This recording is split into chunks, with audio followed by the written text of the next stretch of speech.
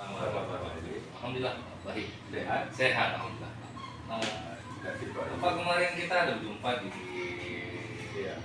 jalan kemarin. Iya, kemarin ya. Iya. Itu di tempat Bapak untuk melakukan juga. Iya. Kemarin saya menyampaikan saya belum Bapak kan. Iya.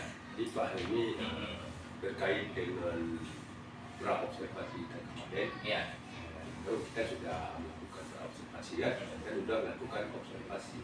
Jadi terkait dengan melakukan observasi kira-kira perataan apa yang ada Bapak untuk saya observasi Bapak. Iya. Jadi Pak sebenarnya sejujurnya gitu Pak. Ya. Karena memang ini untuk proses coaching, saya Iya. memang ingin mencurahkan apa yang sebenarnya saya rasakan sesaat saya di dalam kelas. Jadi di dalam kelas saya merasakan antara ragu dan juga menyenangkan.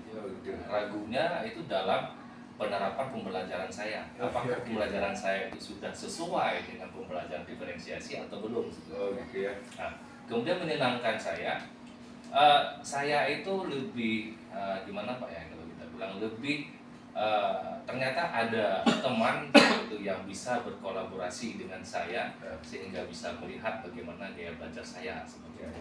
Jadi bukan hanya saya itu diobservasi oleh kepala sekolah saya, jadi saya juga diobservasi oleh teman sejawat saya, sehingga saya juga bisa berkolaborasi dengan teman sejawat saya, bertukarkan pikiran saya, gimana yang pembelajaran saya yang belum sesuai, bisa kita sesuaikan bersama seperti itu. Jadi pada dasarnya saya itu lebih perasaan saya itu lebih senang gitu Pak, saya lebih semangat dalam pembelajaran kemarin seperti itu Pak. Jadi kira-kira Pak ini area pengembangan apa yang sudah Bapak lakukan di saat dalam Bapak saya observasi itu Pak? Itu seperti yang sudah saya sampaikan sama Bapak tempo hari sebelum kita melaksanakan observasi Pak, itu di pasca itu kan sudah saya sampaikan bahwa di pra ya Pak ya? Iya, di pra observasi sudah saya sampaikan bahwa area pengembangan diri saya itu Pak, yang pertama itu ada pembelajaran diferensiasi, di mana nanti saya membuat pembelajaran itu berdiferensiasi kontennya, baik prosesnya, kemudian juga produknya seperti itu Pak. Kemudian juga pembelajaran sosial emosional gitu, Pak. Jadi Bapak kan sudah bisa melihat bagaimana saya menerapkan 6 KSE yang saya buat seperti itu Pak. Kemudian yang terakhir saya memanfaatkan teknik stop seperti itu Pak, dalam pembelajaran KSE saya. Jadi kira-kira ini Pak, teknik stop yang Bapak lakukan untuk kemarin bagaimana itu tekniknya Pak? Teknik stopnya Pak? Yang kemarin itu memang sudah saya lihat kemarin Bapak sudah melakukan pembelajaran berdiferensiasi luar biasa ya. Jadi teknik stop yang Bapak lakukan itu kira-kira memang selain model itu ada lain Pak teknik stopnya Pak? Untuk teknik stop Pak ya, seperti yang Bapak lihat juga kemarin Pak ya. Jadi saya membuat musik. Masih ingat Pak ya. Jadi saya membuat musik, kemudian anak-anak itu saya biarkan mereka untuk menutup matanya, bercerita. Kemudian saya itu membawa imajinasi anak-anak peserta didik saya itu untuk memikirkan sesuatu yang di dekat mereka, kemudian yang di jauh seperti itu Pak, jauh dari posisi mereka. Kemudian juga membayangkan seseorang yang paling berharga itu dia.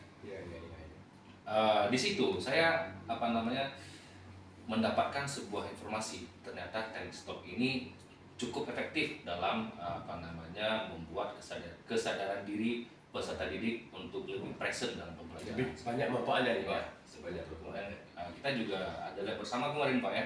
Bagaimana peserta didik itu saat mereka membayangkan itu menetes, ada yang menangis, ada yang menangis. Jadi ada yang menangis seperti itu ya. Itu dia. Namun selebihnya Pak itu tergantung dari penilaian Bapak seperti itu. Jadi saya hanya menerapkan teknik stop. Dan bagi saya walaupun teknik stop yang saya lakukan itu tanda kutip waktunya itu masih belum cukup gitu Pak ya.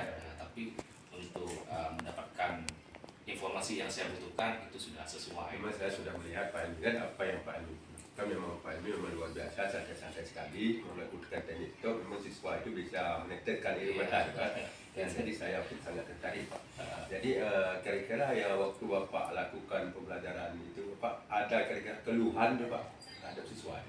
Iya Pak, jadi kan walaupun kita tahu bersama Pak ya, Iya. kita membuat pembelajaran itu sudah seperfect mungkin. Jadi Iya, kita iya. sudah membuat pembelajaran sebelum kita masuk ke dalam kelas. Iya. Tetapi hal-hal eh, apa namanya kendala di dalam kelas itu tidak bisa dielakkan. Iya, iya, iya. Tidak bisa tidak bisa Iya, iya, dielakkan. iya. Itu pasti ada di dalam Iya, kelas. iya. Nah, jadi pada saat pembelajaran saya kemarin itu saya berkeliling di belakang, ya, di posisi belakang siswa. Saya mendapatkan ada beberapa siswa yang mereka masih kurang aktif dalam pembelajaran. Iya, Jadi iya. ada kesannya terlihat pada peserta didik itu dia masih kurang ingin berkontribusi terhadap kelompoknya seperti itu Pak. Kurang kolaborasi. Betul Pak. Nah, jadi itu menjadi PR saya gitu Pak. Bagaimana ke depannya nanti saya akan mencoba untuk mencari tahu apa penyebab selidik bisa seperti itu. Oh gitu ya. Kira-kira kapan nih Pak Bapak ingin membuat perubahan ini Pak supaya siswa bisa aktif? Kapan?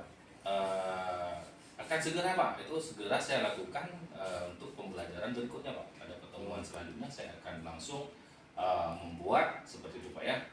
Nanti di situ saya akan mulai mencoba memetakan kembali kesiapan belajar mereka, gaya belajar mereka, dan juga memetakan mereka sesuai dengan kemampuan mereka. Seperti itu, Pak. Udah